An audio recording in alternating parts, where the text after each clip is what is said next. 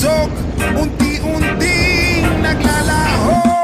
Tanging hiling ko lang sa'yo, nakaraan ay tanggapin, at ang ngayon ay harapin.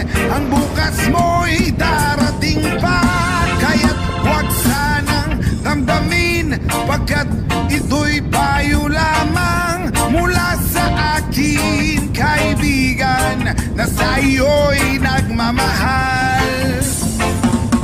Huwag mong sayangin ang panahon, pagkat ito'y may hangganan.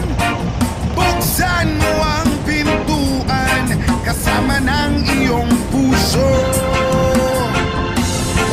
Tinangay na ng hangin ang masamang panaginip, kaya't bigyan mo ng puwang ang puso mong nalulumbay.